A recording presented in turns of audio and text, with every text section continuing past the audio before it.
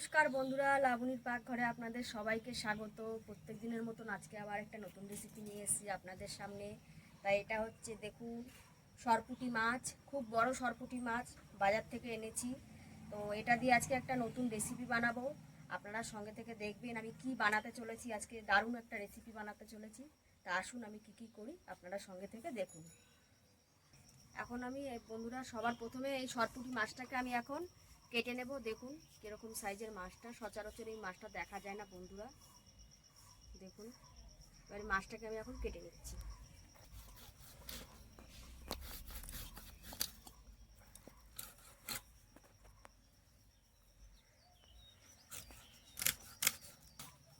মাছটা খেতে এত ভালো, আপনাদের কি বলবো। আমি যেভাবে রান্না করব আপনারাও বাড়িতে একবার ট্রাই করে দেখবেন। এইভাবে মাছটা খেতে কত ভালো লাগে। শক্ত কাঁটাটা সাবধানে কাটবেন, একটা কাঁটা আছে শক্ত, সাবধানে কেটে নিতে হবে। এবার আমি আঁশটা ছাড়িয়ে নেব। আঁশটা আমি ছাড়িয়ে নিয়েছি ভালো করে আঁশ। এবার মাছটা ধুয়ে নেব প্রথমে। এবার আমি কেটে পিস পিস করব।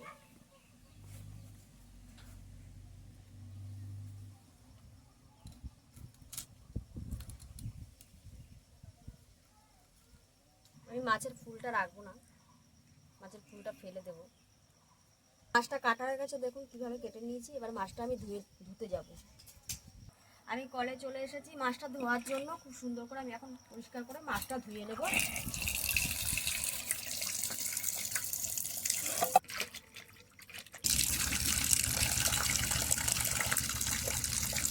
দেখুন আমি 6-7 বার ভালো করে মাছটাকে আমি পরিষ্কার করে ধুয়ে নিয়েছি।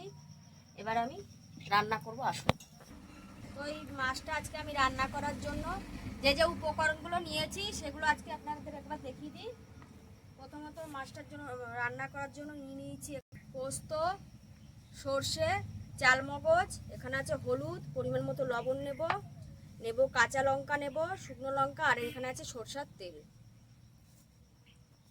আর ফোড়নে দিয়ে দেবো হচ্ছে কালো জিরে। আমি এখানে একটু রান্নাটা ব্যালেন্স করার জন্য সামান্য চিনি ব্যবহার করব।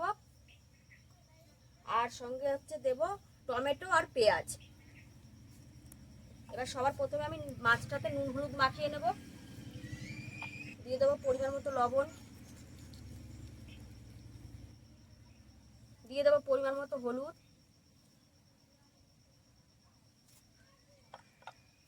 দিয়ে এবার মাছটাকে আমি মাখিয়ে নেব।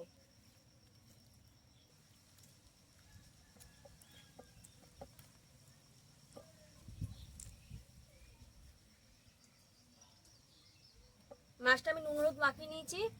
এবার মাছটা সাইডে থাক।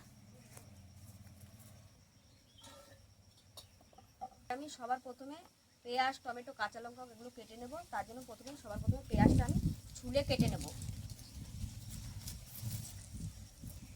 না, পেঁয়াজ কোনোদিনও কেটে জলে ফেলবেন না, তাহলে পেঁয়াজের যে ঝাঁসটা আছে ওটা চলে গেলে মানে পেঁয়াজটা দিয়ে যে রান্না করা হয় তার কোনো ইয়েই থাকে না, খেতে ভালোই লাগবে না পেঁয়াজের ঝাঁসটা চলে গেলে।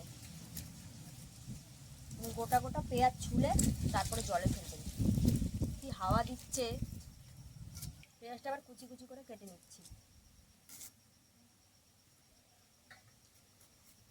টমেটোটা কুচি কুচি করে কেটে নেব।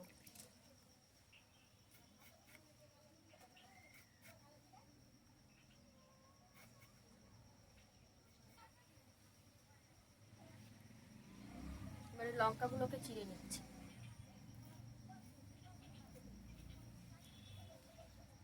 এবার আমার কাটা হয়ে গেছে, এটা সাইডে থাক।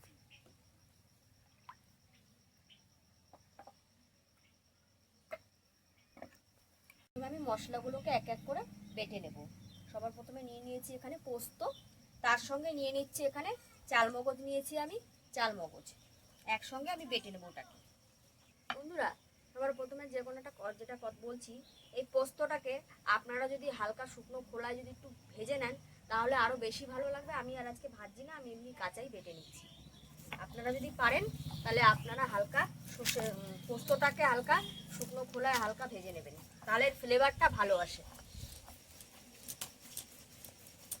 আমি যে রান্নাগুলো করি এগুলো আমার ঠাকুমার হাতের রান্না, আর ঠাকুমা আমাকে শিখিয়েছে সব রান্না।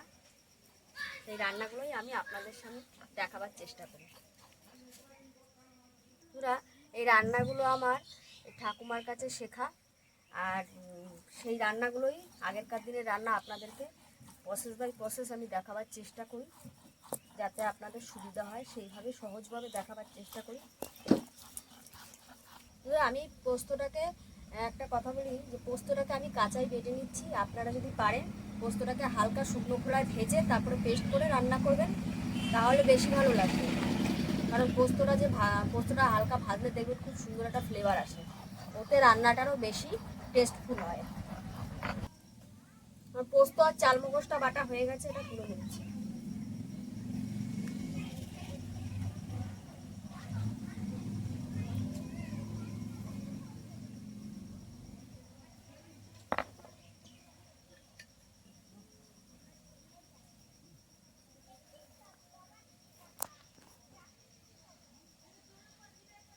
এবার আমি সর্ষেটাকে বেটে নেব, সাথে দুটো কাঁচা লঙ্কা দিয়ে বেটে নেব।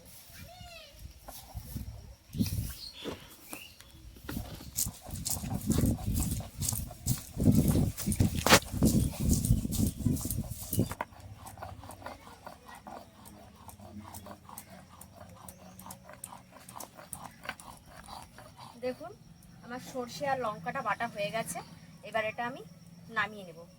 আমি মিহিন করে বেটে নিয়েছি। এবার আমি শুকনো লঙ্কা নিয়েছি, এই লঙ্কাটাকে আমি এখন বেটে নিচ্ছি।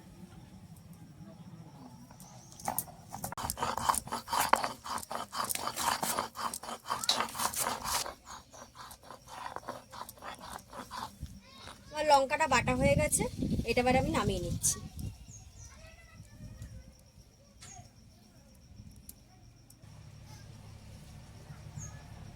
বাটাবাটি মশলা হয়ে গেছে, এবারে আমি উনুনটাকে ধরিয়ে নেব। আমার উনুনটা দেখুন ধরিয়ে নিয়েছি আমি, এবার আমি কড়াইটা চাপিয়ে দিচ্ছি। এবার আমার উনুনটা ধরে কড়াইটাও গরম করে নিয়েছি আমি। কড়াইটা বন্ধুরা সবসময় কড়াইটাকে একটু গরম করে নেবেন, তারপরে তেলটা দেবেন, তাহলে মাছটা লেগে যাবে না কড়াইতে। দেখুন তেলটা আমার গরম হয়ে গেছে, এবার মাছগুলো আমি ভেজে নেব।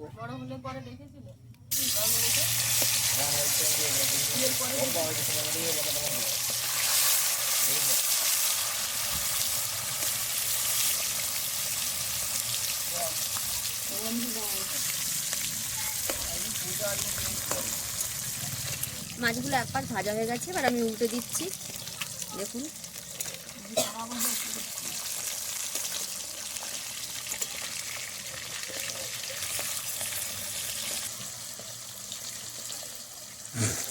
আমার মাছগুলো দেখুন ভাজা হয়ে গেছে, এবার আমি এক এক করে তুলে নেব।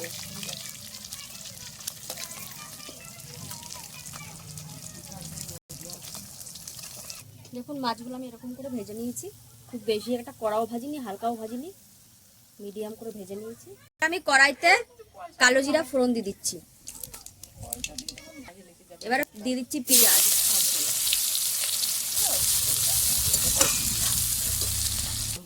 পেঁয়াজটা হালকা ভাজা হয়ে গেছে, দেখুন বেশি ভাজবো না, এরকম হালকা করে ভেজে নিয়েছি। এবার দিয়ে দেবো টমেটো আর কাঁচা লঙ্কাটা।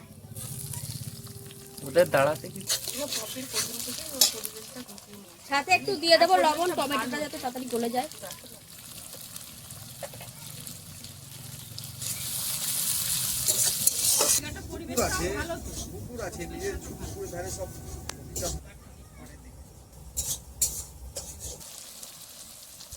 দেখুন টমেটোর আর পেঁয়াজটা ভাজা ভাজা হয়ে গেছে, এবার দিয়ে দিচ্ছি সামান্য একটু লঙ্কা বাটা, শুকনো লঙ্কা বাটা।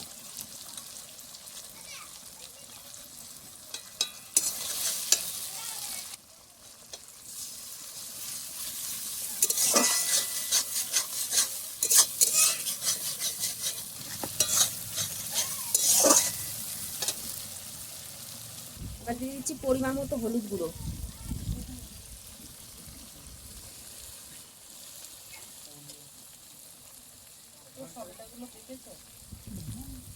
পরিমাণ মতো লবণ দিয়ে দিচ্ছি।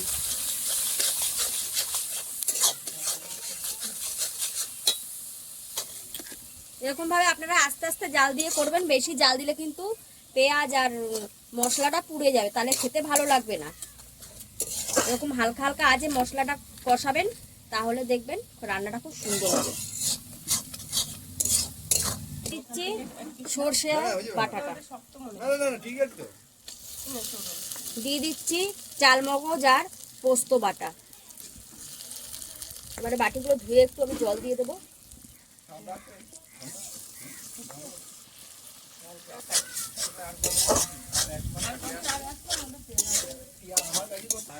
এবার যেটা করব দেখুন, রান্নাটাকে ব্যালেন্স করার জন্য আমি সামান্য চিনি দিয়ে দিচ্ছি।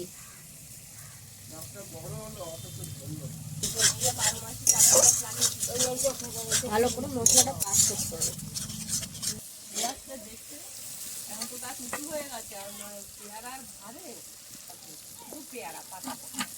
যখন আমার মশলাটাকে কষানো হয়ে গেছে, জল বেরিয়ে গেছে, সুন্দর কষে নিয়েছি, এবার দিয়ে দেবো সামান্য জল।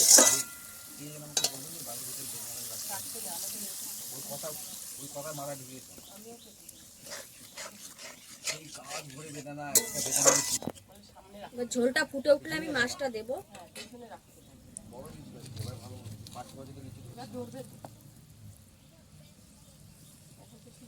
দেখুন আমার ঝোলটা ফুটে গেছে, এবার আমি এক এক করে মাছগুলো দিয়ে দেবো ঝোলে।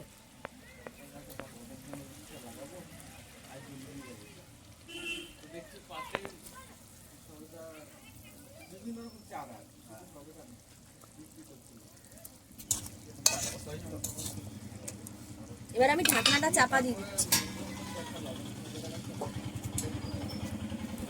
এবার আমি একটু ঢাকনাটা খুলে দেখবো। আমি ঢাকনা খুলে আর খুন্তিটা দিয়ে নাড়বো না, তাহলে মাছগুলো ভেঙে যাবে। আমি এটা একটু ধরে করে নেড়ে দিচ্ছি। দেখুন রান্নাটা কত সুন্দর হচ্ছে। আর ওপর দিকে আমি হালকা কাঁচা তেল দিয়ে দিচ্ছি। আমাদের ওখানে প্রথমে ডাক্তার দেখালো, দেখিয়ে টিকিয়ে বলছি কি যে অপারেশন করতে হবে।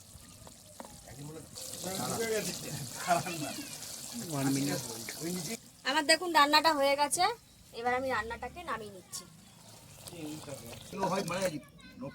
ইনফেকশন যদি হয়ে যায় তার জন্য 28 টাকা ওষুধ দেয়। ওর মনটা বোঝানোর জন্য। ওরা সেটা ভাবিনি, কিন্তু যখন ওকে ছেড়েছিল এই রান্নাটা করে নামিয়ে নিয়েছি। এবারে ওই যে আমার শাশুড়ি মা এসছে, এবার মাকে এবারে খেতে দেবো। আপনারা দেখুন রান্নাটা কেমন হয়েছে বলবে আজকে। ও মা না, দেখো কেমন হয়েছে রান্নাটা। এরকম ভাবে রান্না করে খাবেন, খুব ভালো হয়েছে। খেয়ে বলবো রান্নাটা কেমন হয়েছে। আর আপনারা তো দেখলেন আমি কি প্রসেসে রান্নাটা করলাম। আমার মতন করে আপনারা পুরো বাড়িতে একবার ট্রাই করে দেখবেন। আর ভিডিওটি ভালো লাগলে একটা লাইক করবেন, কমেন্ট করবেন, শেয়ার তো করবেনই। আর সাথে থাকবেন, আমাদের পাশে থাকবেন।